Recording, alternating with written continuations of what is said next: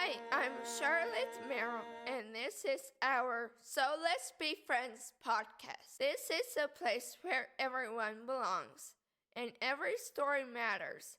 Together we celebrate our differences, bring awareness to disabilities, and build a more inclusive and supportive world. One conversation at a time, let's open our hearts and listen with kindness. I like when people ask me about my crutches because they can get to know me, and I like having friends, so let's be friends.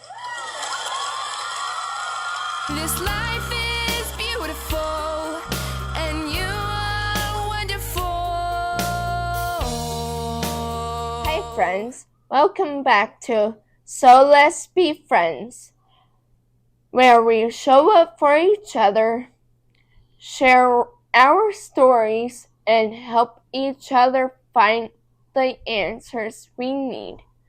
Today I'm talking with John and Rachel, a couple who will share their story of love, challenges, independence, finding support, and building life together with disability.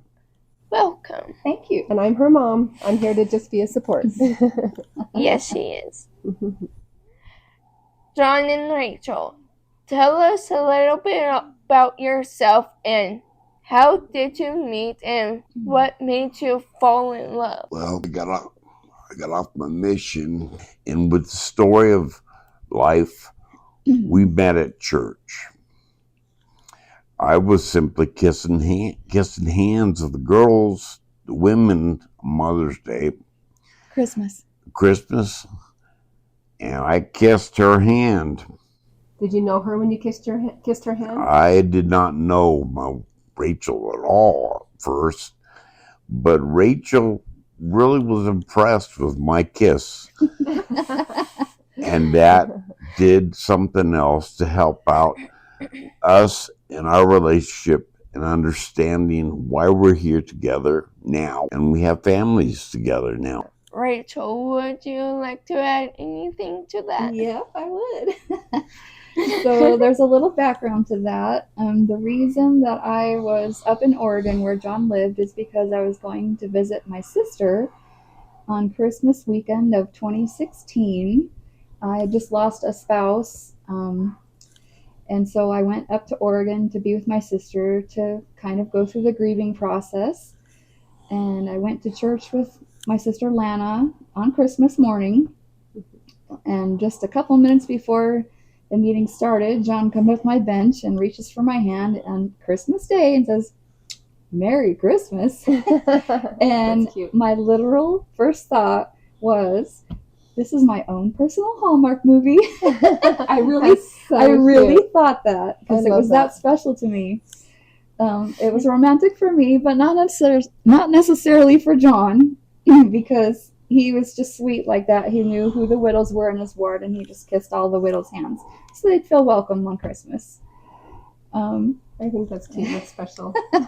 But to me, it was just so sweet, and I wasn't looking for love, but man, he got me hooked with that first kiss. That's awesome, John. Well, we got married in 20 days from knowing each other. But we moved kind of fast because we heard through the grapevine that he was going to be moved to a group home very soon. And I thought, well, gosh, I might not ever see him again. So I moved him to Arizona. You moved him to Arizona? Really fast. From Oregon. And we got married like that week. And it was wonderful. I think what's special from that is you loved him already and cared enough about him. You didn't want him to go to a group home. I just felt like we could make a beautiful life together, and I really wanted that, and he really wanted that. We were on the same plane mentally, and it just felt very right, and so we just went with it, and here we are almost 10 years later. I think that's beautiful. I didn't Wow. realize it was 10 In years. January, Wow. it'll Wow. be 10 years. Congratulations. It That's was a spiritual blessing too for me, because that's the way I was trying to look at things, was with love through the Spirit, and find my true love for all time and eternity. And I did this time. What are some things you enjoy doing together as a couple? Well, we love watching the electrical storms outside.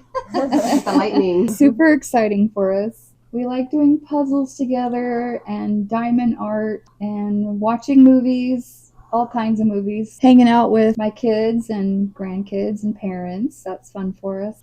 Okay. What makes your marriage work? Patience and a lot of love.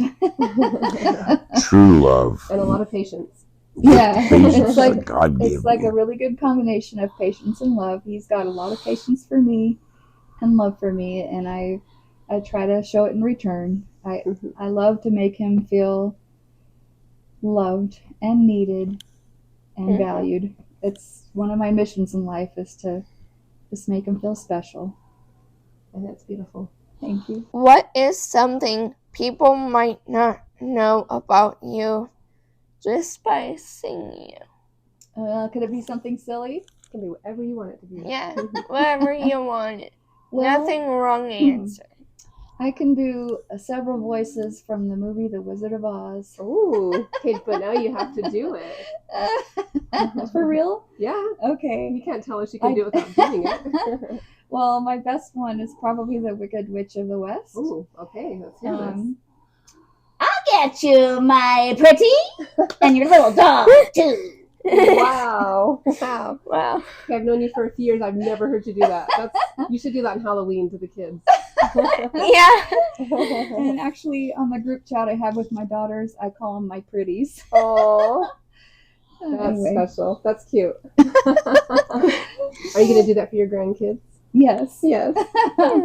So, Mr. Coach Rocky, he also can do an impersonation here. Oh, yeah. Yo, Adrian.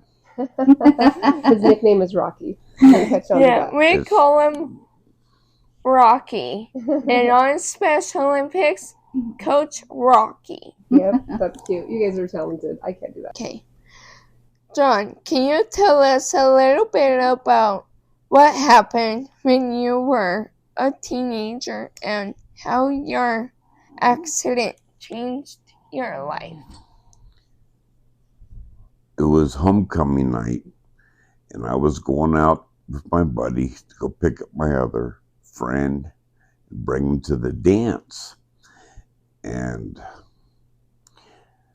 the hour before I got to that part of the road, got a car accident, hit the tree, and it dumped them guys out over the edge there and messed them up that way a little bit. And I think did they kill him? I forgot they got killed. But No, one guy broke his nose. yeah.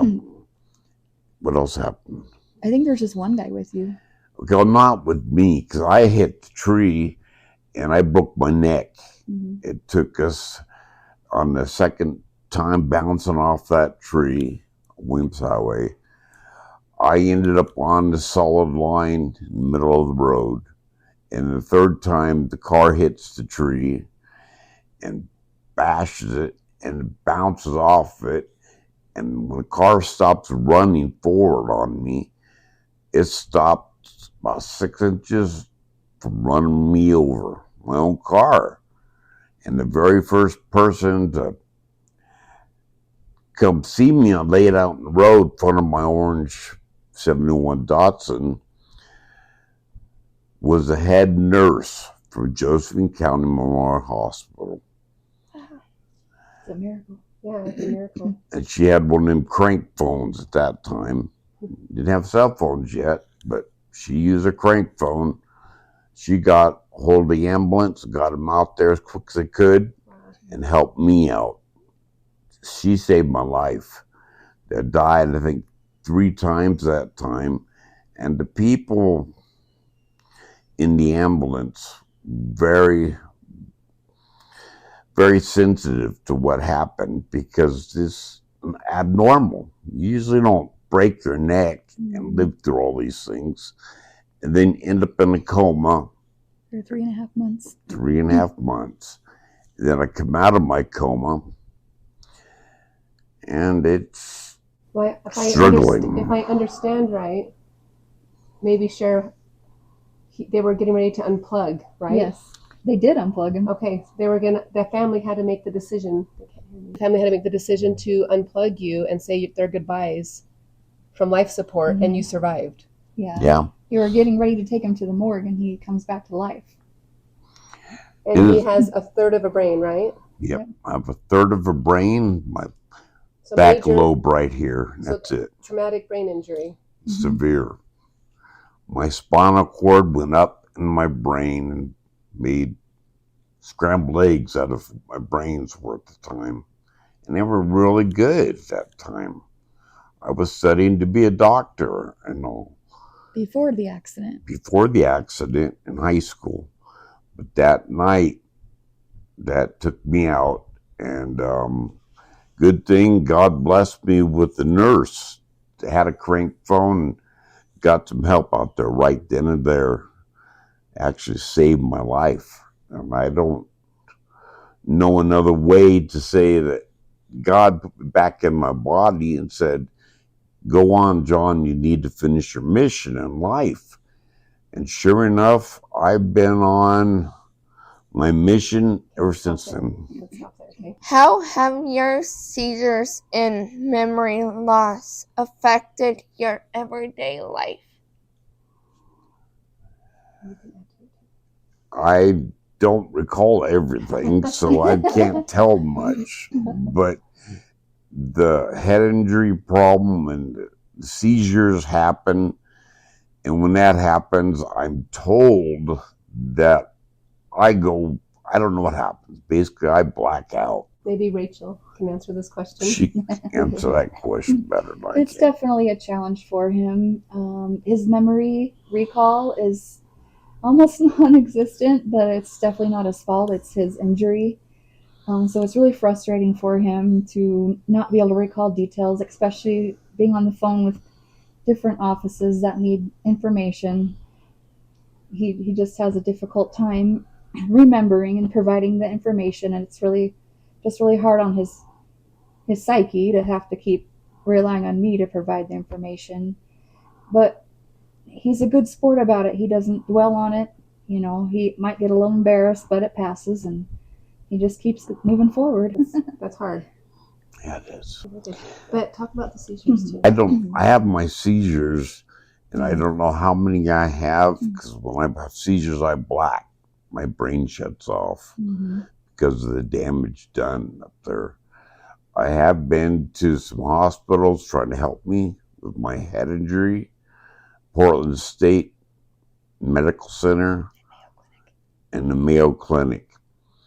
And all of them can't figure nothing out about me because they've cut the top of my head off and removed it, flipped it over, and they put electrodes in my head. Wow. Yeah, he's got brain implants. Yep. 5 years ago. And it's supposed to help with seizures. And I'm supposed to keep going, dealing with that properly. And I don't know what proper is, so I got to learn more. See, so it's confusing to me.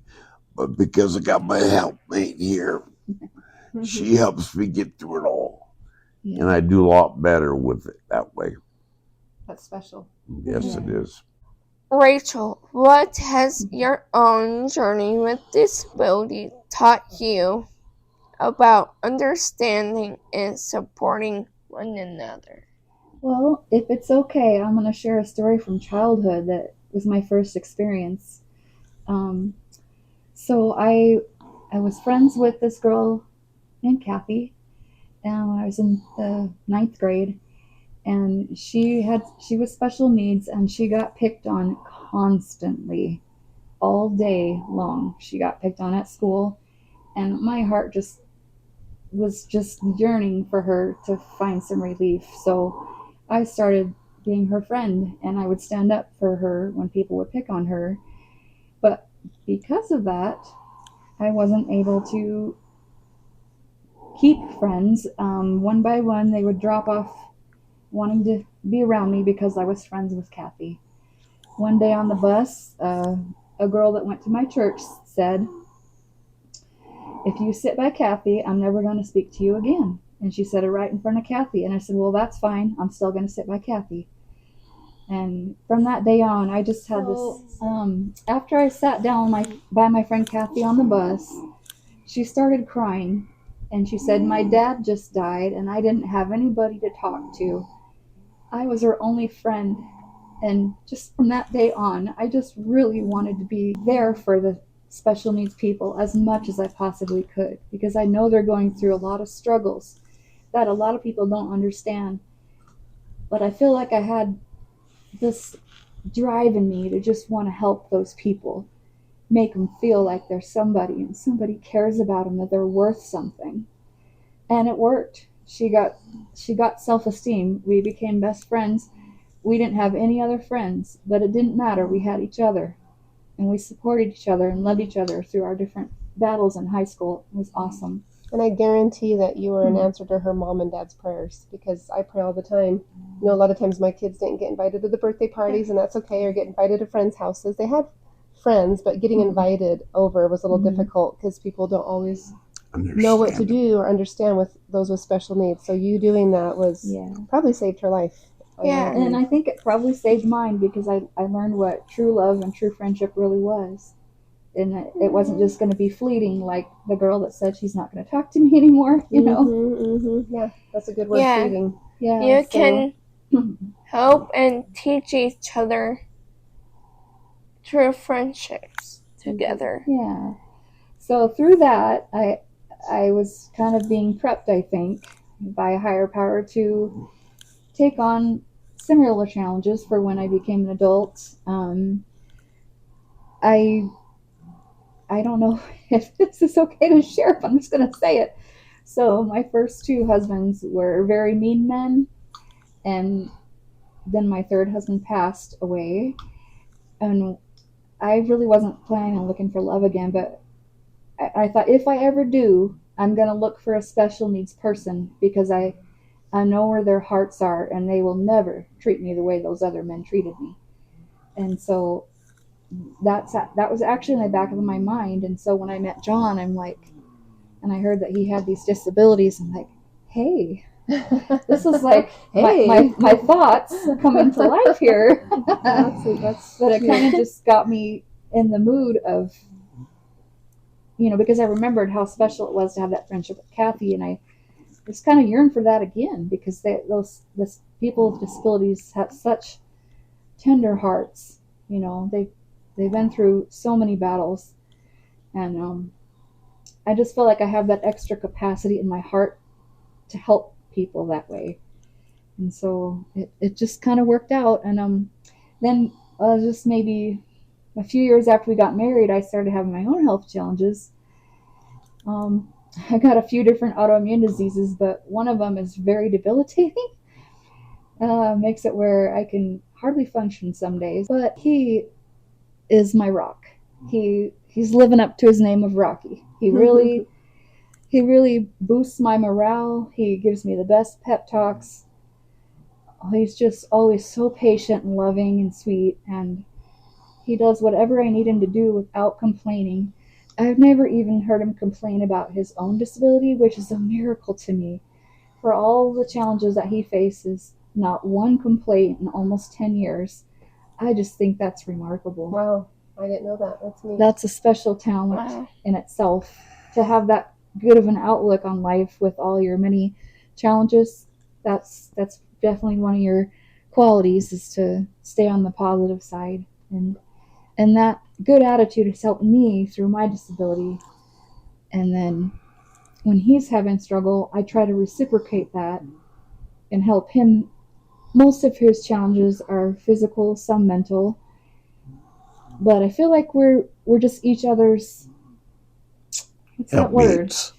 I don't know, we just hold each other up. When he's down, I'm up, and I help him to stay up, and vice versa. It's just a really good match.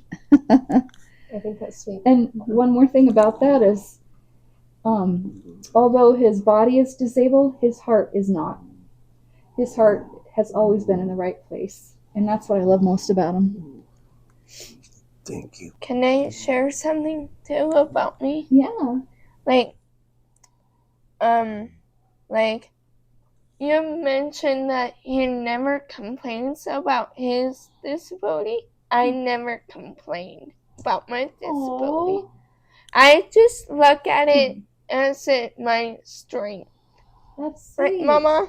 That is something I absolutely love about Charlotte. So to hear you say that about John as well, Charlotte has never ever complained about her disability. Oh. She cries when she falls. Actually, not even all the time. She just looks at me with a tear and gets back up and goes again. So she just does her best, and I am really proud of her. She's absolutely right, and that should be talked about. That she doesn't complain about her disability. She just keeps going. Yeah. Yeah. I was thinking along that similar line this morning when I was dropping her off to one of her service areas. I was just watching her walk into the door, and I was just getting such a good vibe from her. Like, she just presses forward, you know, like she's on top of the world. And I just love that. She's got so much confidence, and she helps others to feel it too.